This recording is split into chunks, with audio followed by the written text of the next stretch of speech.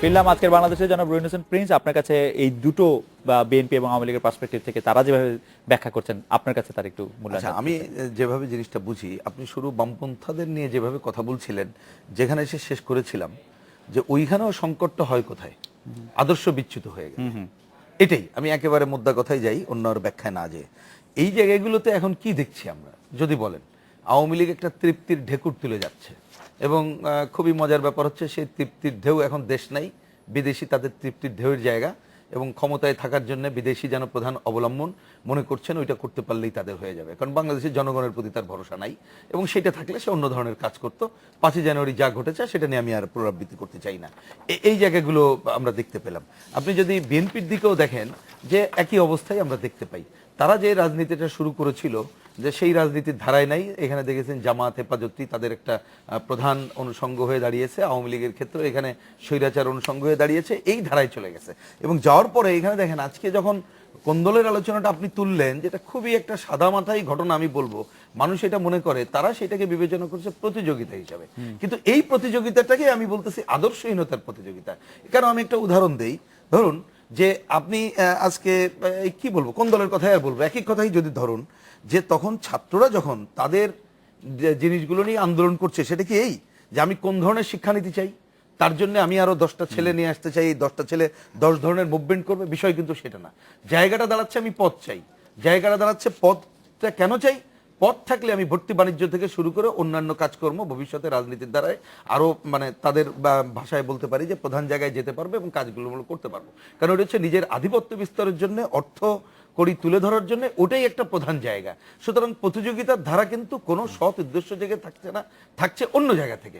তার একটা বড় জায়গায় চলে আসছে। আমি একেবারে আরো সরলীকরণ করে যদি হিসাব দেখি, আওয়ামী লীগ একসময় যে রাজনৈতিক দল হিসাবে ছিল, এটা কেনা জানে যে একটা মধ্যবিত্ত, অনেক সময় নিম্ন মধ্যবিত্তের দল হিসাবে সে কিন্তু আবির্ভূত ছিল এবং সে সংগ্রামের মধ্যে দিয়ে এসেছে।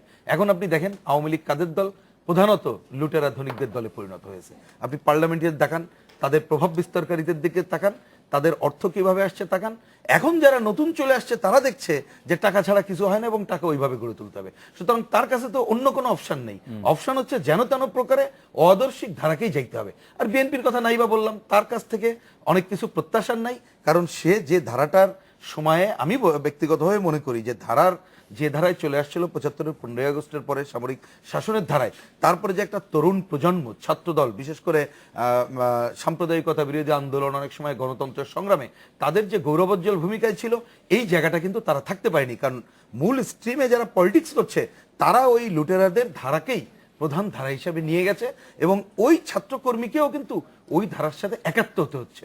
কোনো ওই দলেরও, এই দুই দলেরও যে কর্মসূচি, সেইটা বাস্তবায়নের ধারার মধ্যে কিন্তু নাই। আপনি আলোচনা করে দেখতে পারেন যে কোনো সময় যে কোন আদর্শিক ধারায়, আমি ওই দলের আদর্শিক, আমি বামদের আদর্শ বলছি না, ওই আদর্শিক ধারার জন্য তারা কি যাচ্ছে, মোটেই না। আরো একেবারে সহজ উদাহরণ দিয়ে এটা শেষ করি। আপনি দেখেন ছাত্র দলের সর্বশেষ পরিস্থিতি, যেটা এই যে পদবঞ্চিতর নামে যে ঘটনাগুলো আমরা দেখলাম, বাংলাদেশে তো নতুন নতুন রেকর্ড সৃষ্টি। আপনি বলুন যে ছাত্র অঙ্গনে তারা বিশেষ ভূমিকা পালন করবে এই জন্যই এই পদাধিকারটা চাইতেছে, মোটেই না। পরিস্থিতি বোঝা যায়।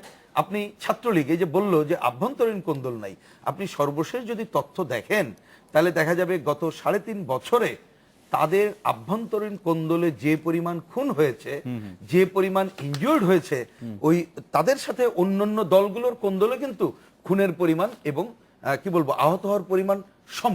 সেগুলো ঘটছে কিন্তু ওই জায়গাটার জন্য। ওই জায়গাটা যেন তেন প্রকার নিজের আধিপত্য বিস্তার করতে হবে, কারণ আধিপত্য বিস্তারটা একটা প্রধান ব্যাপার এবং সেটাও একটা কারণে হয়ে দাঁড়িয়েছে। আপনি হিসাব করলে দেখবেন যে সে যখন উপরি পার্লামেন্টের দিকে তাকায় তখন দেখে যে 4 বছরে একজন পার্লামেন্ট মেম্বারের, তিনি ধর্মমন্ত্রী হোক আর অন্য মন্ত্রী হোক, আমি বিশেষ যাদের নাম সবার কথা বলছি না, একটা বিরাট অংশ দেখা যায় তাদের সম্পদের পরিমাণ 350 গুণ, 400 গুণ, 4000 গুণ পর্যন্ত বাড়ছে। তাহলে সুতরাং একটা ক্ষমতার এমপি হওয়া মানে হচ্ছে যেন এই ধরনের বাড়ার জায়গাটা চলে গেছে এবং সে মনে করে আমাকে যদি ভবিষ্যতে ওই রাজনীতি করতে হয়, আমাকে এই ধরনের অর্থ সম্পদের মালিক ছাড়া সাধারণভাবে থাকলে হবে না, কারণ ওই ধারাতে বিচ্যুত হয়ে আসছে। সুতরাং তাকে তার আধিপত্য বিস্তারের জন্য ওই কাজটা করতে হচ্ছে। একই অবস্থা হয়ে গেছে ছাত্র দল বা অন্য জায়গাটায়, তার যে গণতান্ত্রিক পরিবেশে সে দেখছে আমাকেও ভবিষ্যতে ওই রকম একটা জায়গায় যদি যেতে হয় তাহলে আমাকে আধিপত্য বিস্তারটাই প্রধান থাকতে হবে, আদর্শটা আর থাকবে না। তার জন্য তারা সে প্রতিযোগিতা বলুক আর আধিপত্য বিস্তার বলুক, ওই ধারাটাই যাচ্ছে। অর্থাৎ আমি এইটাই শেষ করতে চাই, এই রাজনৈতিক দলগুলোর অনিবার্য পরিণতি হচ্ছে এই ধরনের কর্মকাণ্ডের মধ্যে চলে যাওয়া, সেটাই বাংলাদেশ এখন প্রত্যক্ষ করছে। এটা আমাদের দুর্ভাগ্য। জনাব আজিজুল বারী হেলাল, 20 দলীয় জোটের ছোট মানে যারা অন্য দলগুলি আছে, শরিক দলগুলো বিএনপির নেতৃত্বে জোটে থাকা না থাকা নিয়ে খণ্ড বিখণ্ড হচ্ছে। আবার এই জোট ছেড়ে যাওয়া কিছু দল নতুন একটি জোটও করছে। এই 20 দলীয় জোটে এর কোনো প্রভাব আছে? কোনো প্রভাব নেই। সরকার ষড়যন্ত্র করবেই, মানে এই দখলদার বাহিনীতে ষড়যন্ত্র করবে আমাদেরকে উইক করে দেওয়ার জন্য। আমাদের বেগম খালেদা জিয়ার নেতৃত্বে শুধু 20 দল না, বাংলাদেশের আপনার আওয়ামী বিরোধী সব জনগণই ঐক্যবদ্ধ। আমি প্রিন্স ভাইয়ের সব কথার সাথে কিন্তু একমত না। প্রিন্স ভাই কি যেভাবে আমাদেরকে যেভাবে আমরা যারা ডানপন্থী রাজনীতি করি, প্রিন্স ভাইদের মেনন ভাই বা ইনু ভাইয়ের দিকে তাকালে বোঝা যায় যে লুটেরা অবশ্য কারা। আর ছাত্র আমি আমরাও এরকম যারা লুটেরা তাদেরকে অন করি না, আমাদের না, আমরাও তাদেরকে অন করি। আপনাদের দলে যারা বামপন্থী রাজনীতি শুরুতে করেছেন তাদেরকে কি আপনারা অন করেন? আপনাদের দলে এরকম লোক আছে? আমরা হচ্ছে লুটেরাদেরকে আমরা অন করি না। প্রিন্স ভাই যারা বলছেন যে ইসলামিক দলগুলো, তাদের সাথে আমাদের সখ্যতার কারণে আমরাও নাকি খারাপ হয়ে গেছি, তাই এরা কি বাংলাদেশের মানুষ না? যারা ধর্মভিত্তিক রাজনৈতিক দলগুলো যেটা আছে, এই যে হিন্দু, উনি স্পেসিফিক জামাতে ইসলামের কথা বলেছেন। জামাতে ইসলামের কথা বলেছেন। হেফাজত বলছেন না, জামাতে ইসলাম তো কোনো রাজনৈতিক দল না।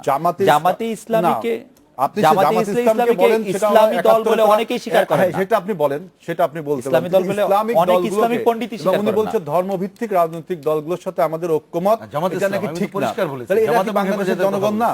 উনারাই শুধু জনগণ, উনারা একলাই রাজনীতি করবে? মানে তার ছাত্র আন্দোলনের যেটা বললো উনি, যে শুধু কি ছাত্রদের অধিকার নিয়ে কোনো আন্দোলন হচ্ছে না। বাংলাদেশে এখন যে অস্থির পরিবেশ, উনি বলল যে বিশেষ কিছু করার জন্য বাংলাদেশে এখন 7 বছর আগে ছাত্রদের বাংলাদেশে এখন যে এখনকার পরিস্থিতির কথা আপনি বাদ দেন, সেখানে ছাত্র আন্দোলনটা কি হওয়া উচিত? গণতন্ত্র প্রতিষ্ঠার জন্য গণতান্ত্রিক সংগ্রামে ছাত্রদেরকে এখন ছাত্রদের সামনে প্রধান অধিকার এখন হলো যে এই দখলদার বাহিনীকে হটানো।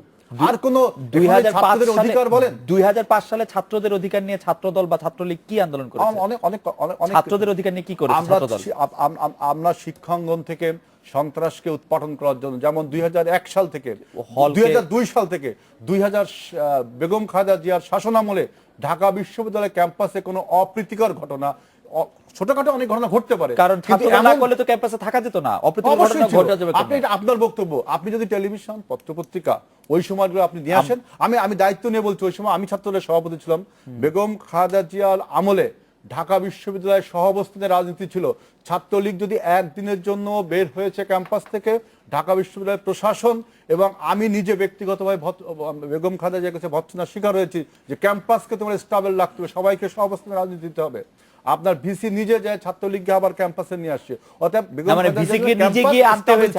আমিও তখন সাংবাদিকতা করি, ভিসিকে নিজে গিয়ে আনতে হয়েছে। আমাদের সময় একই 96 সালে একই কথা হয়েছে। 2002 সালে শামসুনার হলের মধ্যে একটি ঘটনা ঘটেছে, যেখানে ছাত্রদলের ভূমিকা নিয়ে আমি অনেক কথা বলা যায়। সেখানে সরকারের কোনো ভূমিকা ছিল না, সেখানে ছাত্রদলের ভূমিকার কথা আমি বলছি। আপনি আজকে ছাত্রদলের, আপনি শামসুনার ঘটনা ছাত্রদলের কোন আপনি বলেন, এটা আপনি বলছেন। আমি বলছি যে ছাত্রদল মেইন আন্দোলনের সাথে কোন শামসুনার ঘটনা ছাত্রদল কি আন্দোলনে অংশ নিয়েছে? শামসুনার হলে এত বড় ঘটনা হয়েছে, আমরা অবশ্যই আমরা মিছিল করেছি। আপনি তখনকার রেকর্ড পত্র বের করেন। আমি তখনকার রেকর্ড পত্রে যেগুলি লেখা হয়েছে তার একটি বড় অংশ আমি লিখেছি। আমি দায়িত্ব নিয়ে বলতে পারি যে তখন পত্রিকা লিখেছেন, আপনি একটা পত্রিকা, আরো পত্রিকা ছিল। আমি তখন ক্যাম্পাসে ছাত্র রাজনীতি করেছি। আমরা শামসুন্নাহরের ঘটনাকে নিন্দা জানিয়েছি, পুলিশের ঘটনা, সেখানে ছাত্রদের কোনো ভূমিকা ছিল না। আপনি ছাত্রদের কি ভূমিকা দেখবেন সেখানে? আমি আরো যেটা বলছি যে দেখেন, উনি বলছেন যে এখানে আদর্শের, প্রিন্স ভাই বলছে যে আমাদের ছাত্র দলে আদর্শের কোনো রাজনীতি নেই, এই জন্য এইসব ভাঙ্গন ঠাঙ্গন হচ্ছে। ছাত্র ইউনিয়নের সমস্ত ভাঙ্গন কি আদর্শের জন্য হয়েছিল? আপনি সবগুলো ইতিহাস যদি পর্যালোচনা করেন, সব শুধু পিকিংপন্থী আর মস্কোপন্থী ভাঙ্গন হয়নি। পিকিংপন্থী নিজেদের মধ্যে ভাঙ্গন হয়েছে, মস্কোতে নিজেদের মধ্যে, শুধুমাত্র নেতৃত্বের জন্য, শুধুমাত্র ক্ষমতার জন্য অনেকগুলি ভাঙ্গন হয়েছে না? অতএব আমাদের একদিকে জোর দিলে হবে না।